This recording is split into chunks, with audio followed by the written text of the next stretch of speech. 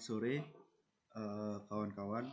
Untuk sore ini kita ada dua presentasi, kelompok 3 dan 4, dan kami dari kelompok 4 izin share screen dulu. Mana nih share screen?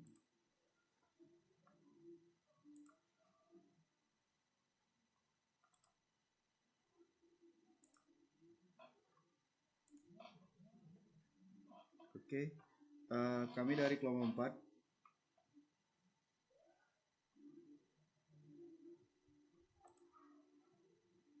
dan kami buka dengan Om Swastiastu, dan kawan-kawan yang presentasi agar raise hand.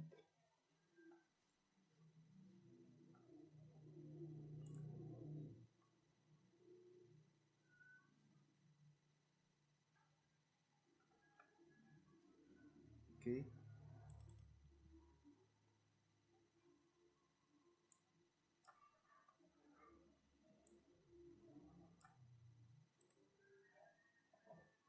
Dan perkenalkan, nama saya Gede Martiase, dan dengan NIM 2211031150 sebagai moderator rekam video kali ini dan sebagai moderator. Dan perkenalkan juga dari kelompok kami. Silakan. Perkenalkan, nama saya Putri Pujaini dengan NIM 2211031180. Perkenalkan, nama saya Made Dian Cahani dengan NIM 2211031040. Perkenalkan, nama saya Gede Agusari Partawan dengan NIM 2211031155. Perkenalkan, nama saya Nika Rintan Perwantari dengan NIM 2211031221. Perkenalkan, nama saya Gusti Agus Karisma Putra dengan NIM 2211031108. Oke, baik. Kita akan mulai materi kita. Pada sore ini kita membahas materi tentang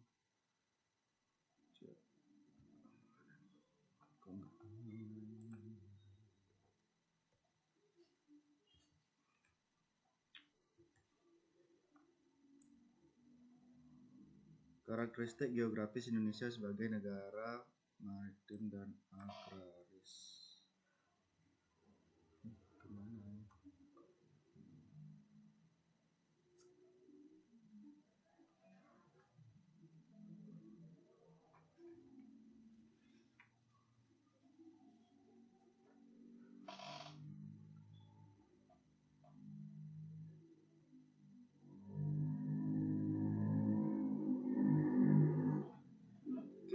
Jadi saya yang pertama ya, jadinya karakteristik geografis di Indonesia sebagai negara maritim dan agraris.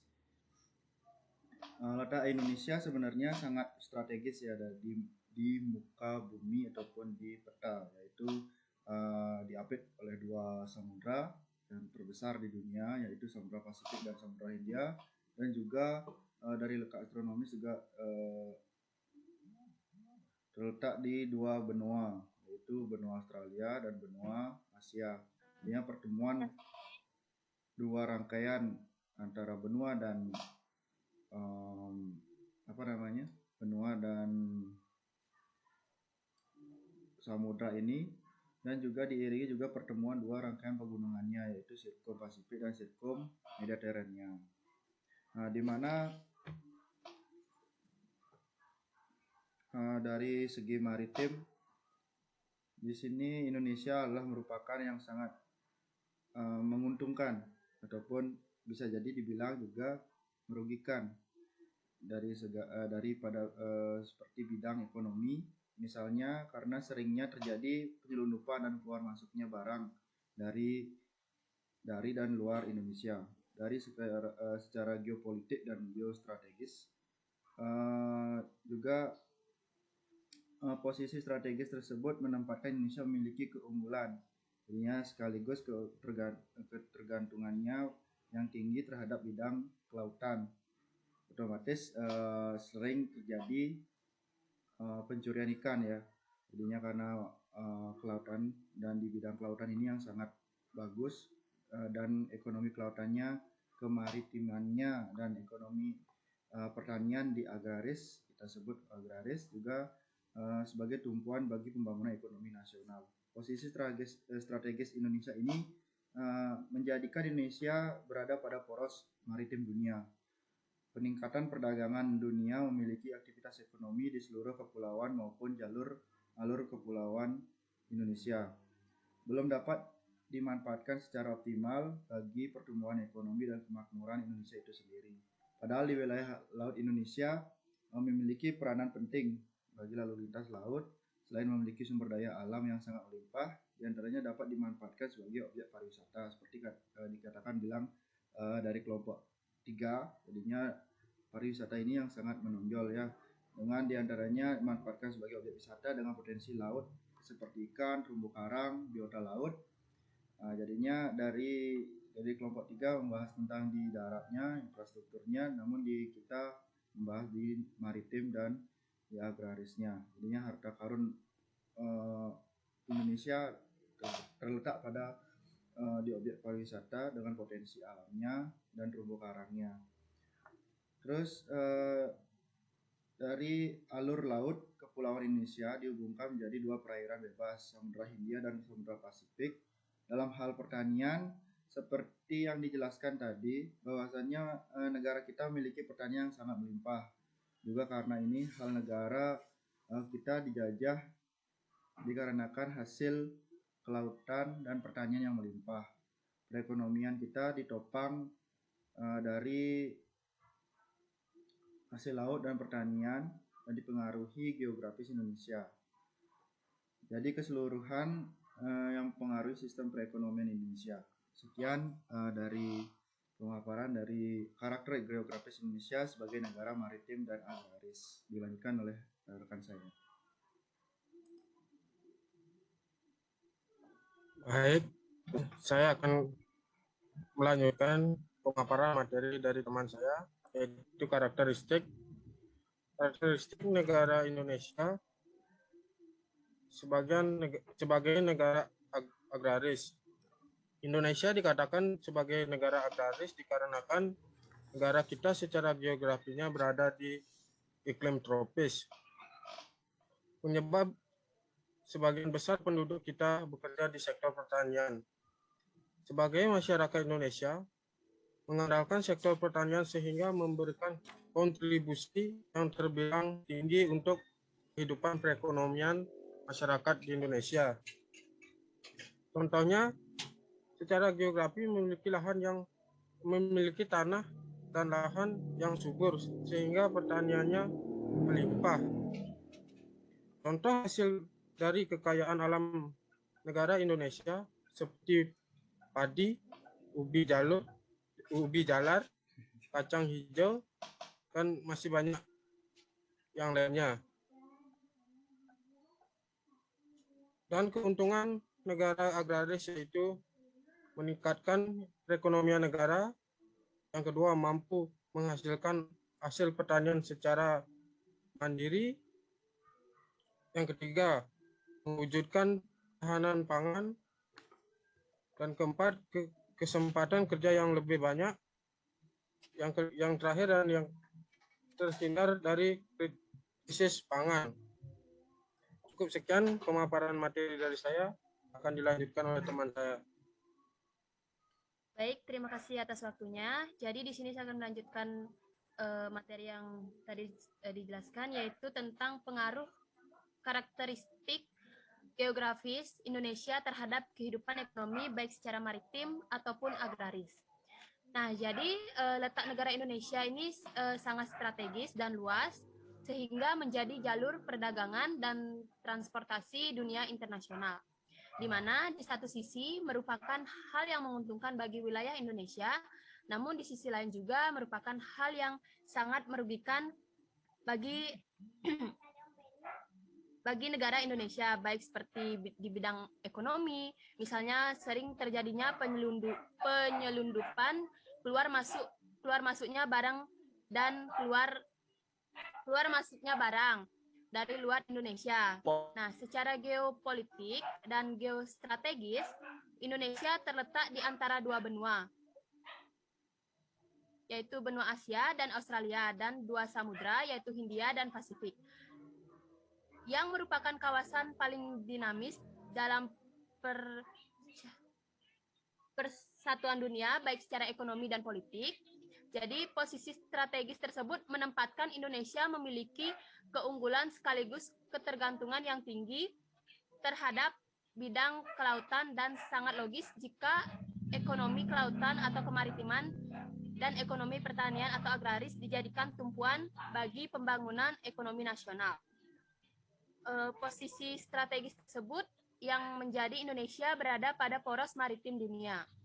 Peningkatan perdagangan dunia melalui aktivitas ekonomi di seluruh kepulauan maupun alur laut kepulauan Indonesia atau disingkat dengan ALKI belum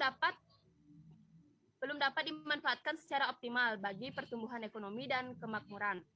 Padahal wilayah laut Indonesia memiliki peranan penting dalam lalu lintas laut. Selain memiliki sumber daya alam yang sangat melimpah, dapat dimanfaatkan sebagai objek pariwisata dengan potensi-potensi laut seperti ikan, terumbu karang, dan biota-biota laut lainnya. Atau bahkan harta karun bekas kapal yang tenggelam ratusan tahun lalu. Alur laut kepulauan Indonesia menghubungkan dua perairan bebas, Samudra Hindia dan Samudra Pasifik. Dalam hal pertanian, seperti yang dijelaskan, bahwa negara kita memiliki pertanian yang sangat melimpah. Juga karena hal inilah negara kita dijajah dikarenakan hasil pertanian dan kelautan yang melimpah. Perekonomian kita ditopang dari hasil laut dan pertanian yang dipengaruhi oleh geografis Indonesia menyebabkan maritim negara Indonesia dan pertanian kita melimpah secara keseluruhan dan mempengaruhi sistem perekonomian di Indonesia. Baik, sekian materi yang bisa saya paparkan, akan dilanjutkan oleh rekan saya. Terima kasih.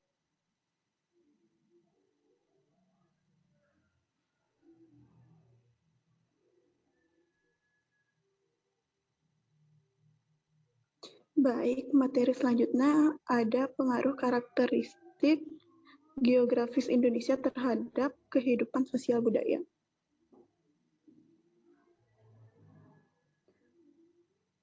Indonesia terletak di antara dua benua, yaitu benua Asia dan benua Australia, yang mana budaya-budaya di kedua benua tersebut cepat masuk ke Indonesia. Contohnya adalah budaya dari Korea Selatan.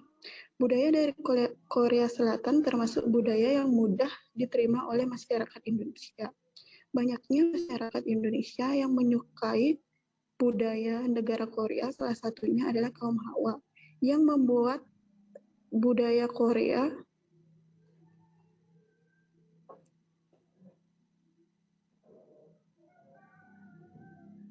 Maaf, apakah suaranya terdengar nggih? Terdengar, Dian.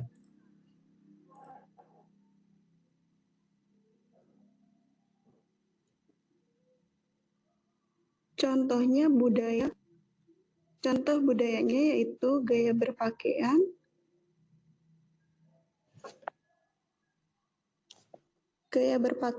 musik, dan lainnya. Berpatokan dengan contoh di atas, kita bisa melihat bahwasannya secara tidak langsung pengaruh geografis ini membuat negara kita tidak mau terkena pengaruh dari luar negeri. Indonesia ialah negara kepulauan yang terbesar di dunia yang memiliki jumlah lebih dari 17.000 pulau. Oleh karenanya, itu membuat negara kita memiliki banyak keragaman adat, suku, budaya, ras, dan masih banyak lagi. Kebudayaan daerah ialah pusat dari kebudayaan nasional. Keragaman tersebut membuat pihak-pihak luar tertarik untuk mengetahui, bahkan mempelajari dan menerapkan budaya-budaya yang kita miliki. Berbagai bentuk budaya seperti kesenian daerah, pakaian tradisional, rumah adat, dan makanan khas menjadi daya tarik tersendiri bagi pihak luar.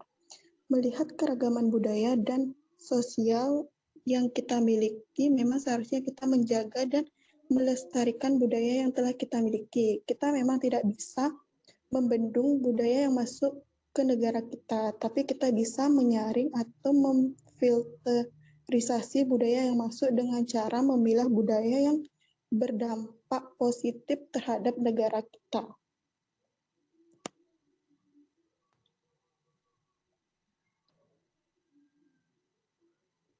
Baik, untuk materi selanjutnya akan dijelaskan oleh teman saya. Selanjutnya, menjelaskan pengaruh karakteristik geografis Indonesia terhadap komunikasi. Nah, komunikasi ialah proses pengiriman suatu pesan atau simbol yang mengandung suatu arti. Komunikasi juga memiliki artian. Indonesia memiliki banyak sekali pulau yang memisahkan daerah yang satu dengan daerah yang lainnya. Pada masa lampau, masyarakat kita berkomunikasi dengan masyarakat lainnya dengan cara menggunakan surat. Itu membuat masyarakat kita menjadi agak susah untuk berkomunikasi. Berbeda dengan hari ini atau masa kini, komunikasi masyarakat Indonesia sudah memiliki akses yang mudah dikarenakan adanya akses internet. Komunikasi menjadi seakan sudah menjadi hal yang lumrah saat ini. Akses yang memudahkan ini bisa membuat kita bertemu secara tatap muka dengan video call, terus dengan FaceTime, dan lainnya. Ini terjadi dikarenakan adanya perkembangan teknologi yang berkembang secara pesat. Nah, adanya komunikasi yang mudah ini membuat interaksi antara penduduk menjadi lebih mudah. Walau geografi Indonesia yang banyak pegunungan dan lautan masih tetap bisa berkomunikasi, walau masih ada yang daerah tidak mendapatkan akses yang layak pada saat ini. Walau dengan akses komunikasi yang terbilang sudah terjangkau, tapi masih ada saja dampak negatif dan positif yang diterima oleh negara Indonesia. Nah, dampak positifnya yaitu Indonesia mengenal bahasa-bahasa dari negara lain, misalnya bahasa Inggris yang telah menjadi bahasa internasional. Yang kedua, komunikasi antar masyarakat dan antar pulau semakin mudah. Hal ini akan meningkatkan jalinan komunikasi dengan interaksi masyarakat. Yang ketiga, bahasa budaya daerah menjadi bahasa yang lebih dikenali oleh orang luar. Adapun dampak negatifnya yaitu yang pertama dapat melanturkan bahasa daerah yang agak senonoh dan bisa dikatakan dengan cicing, nyai, bojo, gitu. Yang kedua, seorang menjadi lebih fokus ke gadget. Kalau yang sekarang anak kecil saja bisa TK gitu sudah bisa main gadget, apalagi bisa dari kecil sudah bisa mengenal gadget dengan cara menonton Cocomelon dan lainnya. Baik, itu saja materi yang saya sampaikan. Selanjutnya akan dijelaskan oleh teman saya. Om Swastiastu. Baik, terima kasih penjelasannya atas penjelasan dari teman kita itu Puja ini.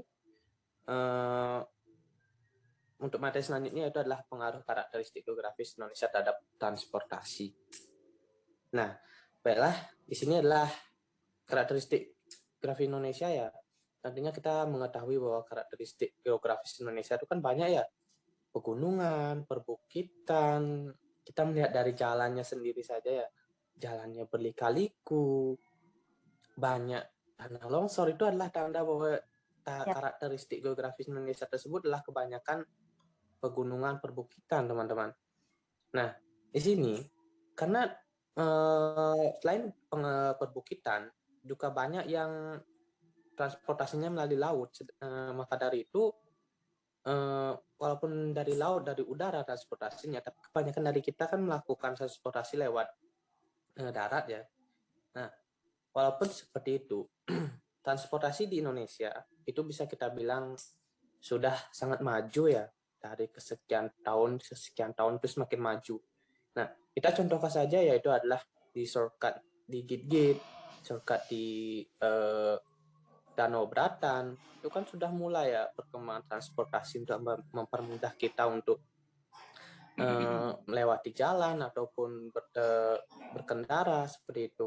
Nah, selain itu, untuk yang di daerah-daerah terpencil ya khususnya ya, itu kurang merata transportasinya. Walaupun dari segi ekonomi kita memang bisa untuk melakukan transportasi tersebut, pembenahan jalan tersebut, tetapi karena medannya yang memang cukup susah di pegunungan, sehingga itu membuat para kontraktor, para investor yang membuat jalan raya itu semakin susah untuk membuat jalan seperti itu. Selain itu juga di Indonesia ini kan banyak ya ada kasus korupsi, itu juga termasuk pengaruh terbesar ya dalam kesenjangan sosial transportasi di Indonesia. Nah, kalau kita melihat secara fakta ya, Indonesia kan perkembangan transportasinya itu lebih di kota dia. Seperti ya kita lihat di Jawa saja ya, di Jawa gitu. Di Jawa aja transportasinya bagus gitu, jalan tol besar, kereta api di sana. Ya karena untuk meratap transportasi sendiri cuma di sana seperti itu. Walaupun di sini karakteristik geografis memang mempengaruhi transportasi, tapi juga sistem pemerintahannya juga mempengaruhi transportasi di Indonesia. Nah, contohnya sekarang kita melihat di Papua. Di Papua sudah mulai banyak perkembangan baik itu transportasi, perdagangan, sudah mulai berkembang di sana. Nah, letak Indonesia ini berada pada posisi yang memang dia silang ya, yang mengakibatkan adanya aktivitas perdagangan maupun transportasi. Nah, Indonesia ini kan kita lihat ya, perdagangannya internasional seperti itu. Banyak investor dari luar di Indonesia berdagang, membangun, atau memberikan lapangan kerja di Indonesia. Seperti itu. Contohnya adalah kapal-kapal laut. Kita kan sering melihat ya, kapal pesiar ke Bali, seperti itu. Makanya banyak ada turis yang datang ke Bali untuk berlibur. Nah, seperti itu. Karakteristik Indonesia terhadap transportasi, geografis Indonesia terhadap transportasi di Indonesia, kita bisa bilang dengan kesimpulan bahwa memang sudah merata, tapi hanya di perkotaannya saja, di bagian yang memang sering dilewati oleh kendaraan, melainkan daerah-daerah terpencil, desa-desa terpencil itu masih belum merata. Ya kita memang mengetahui karakteristik geografisnya yang perbukitan itu memang menyusahkan orang untuk membuat jalan. Tetapi kalau ada usaha dari pemerintah, kita bisa untuk memeratakan transportasi jalan raya seperti itu. Jadi menurut saya pribadi transportasi Indonesia masih kurang dikarenakan banyak ya seperti jembatan. Saya lihat di TV itu ada jembatan, bahkan anak kecil cuma melintasi jembatan menggunakan tali. Itu sangat memprihatinkan sih menurut saya. Maka dari itu transportasi di Indonesia memang dipengaruhi geografis, tetapi juga dipengaruhi oleh bagaimana pemerintah bisa menanggulangi atau memberikan jalan yang terbaik masyarakatnya agar bisa bertransportasi, berkendara dengan layak seperti itu. Sekian dari presentasi yang telah saya sampaikan. Saya kembalikan ke moderator.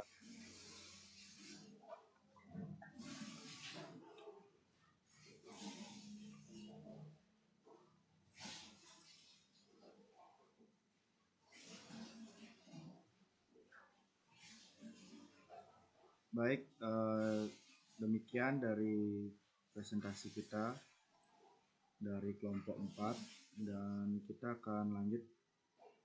Bagaimana Korti, bisa kita lanjut ke tanya jawab atau bagaimana kita lanjut di kolom chat? Bisa beli untuk lanjut tanya jawab. Masih ada waktu soalnya.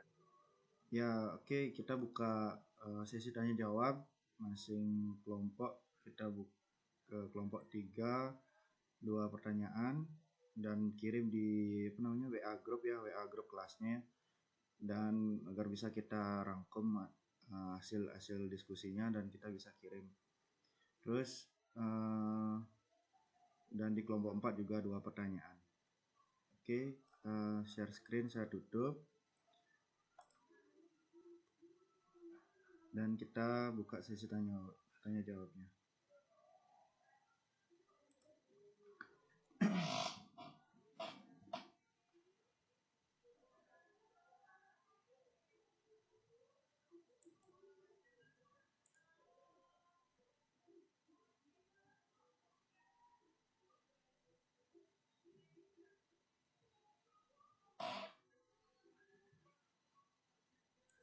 Tim penyaji mungkin bisa lower hand-nya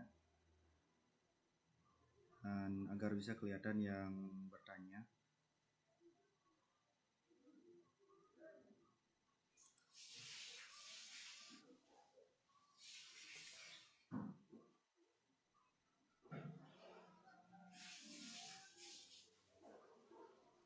Ada yang bertanya mungkin kawan-kawan tentang materi kita ataupun mungkin yang belum jelas dari penyampaian penyaji dari kelompok 3 ataupun kelompok 4. Ya, kami persilakan.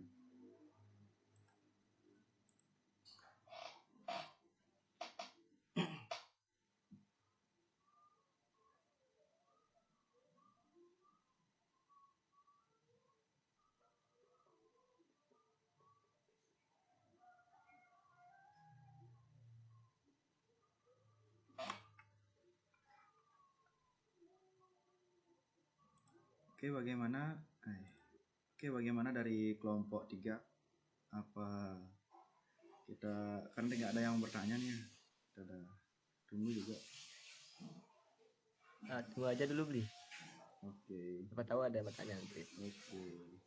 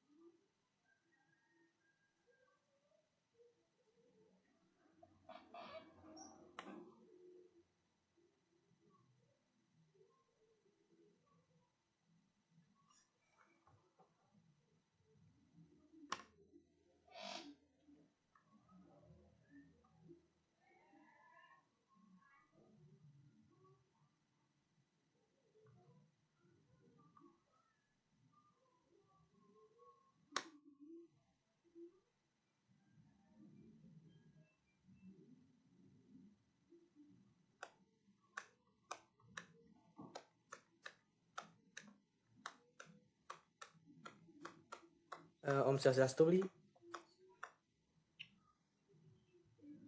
Untuk record Zoom-nya bisa dihentikan beli, untuk diskusinya dilakukan di grup IPS nih.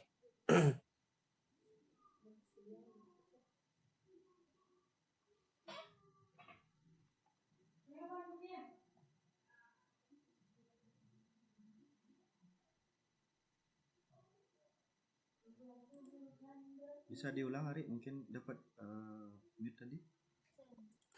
Ya gini beli, ini ada usulan dari teman-teman untuk melakukan diskusinya di grup IPS, jadi kita bisa tutup kegiatan Zoom hari ini.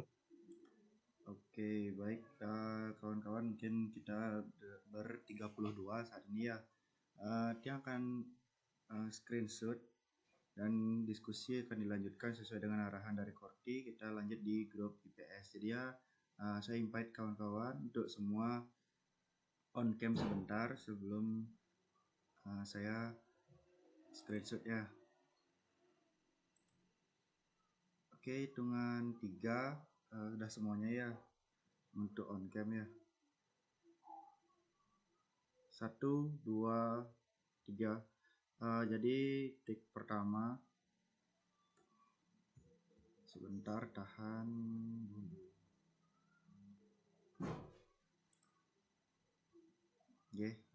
sekali lagi ya.